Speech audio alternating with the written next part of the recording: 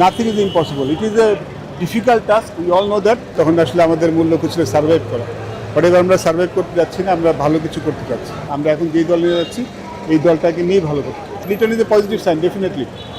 লিটনের ফিরে আসে আমাদের ব্যাটিংটা একটু শক্তিশালী হবে। চ্যালেঞ্জ তো 23 বছর আগেও ছিল, এখনও আছে ডেফিনেট। 23 বছরের লক্ষ্যটা একরকম ছিল, এখনকার লক্ষ্যটা ভিন্ন। তখনকার প্রেক্ষাপট একরকম ছিল, এখনকার প্রেক্ষাপট অন্যরকম definitely.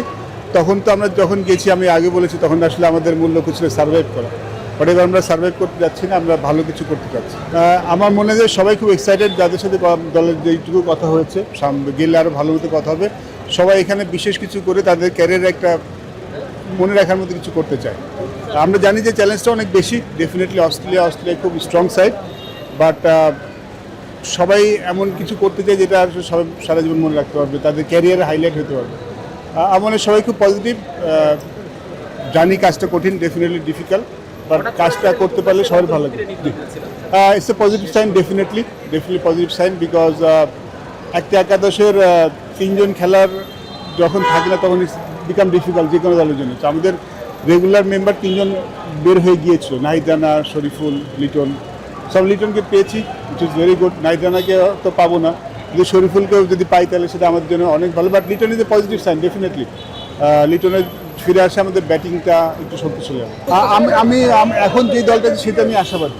ইঞ্জুরিতে part of parcel of the game, এটা থাকবেই।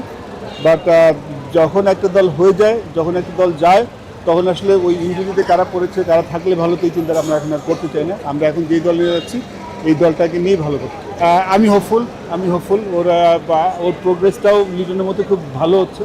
বাট যেহেতু ফাস্ট বোলারদের জন্য তো আসলে কাজটা আরেকটু পরীক্ষাটা বেশি দিতে হয়, জন্য তো লিটনের মতো সিদ্ধান্তটা হয়নি। বাট আমি হোপফুল সেকেন্ড টেস্টটা ফেরত পেয়ে যাবো। আমরা কিন্তু এর আগে নিউজিল্যান্ডকে একটা টেস্ট ম্যাচ হারিয়েছিলাম, সেটাও কিন্তু অনেক মানভঙ্গ, সেটাও কিন্তু অনেক কঠিন ব্যাপার ছিল।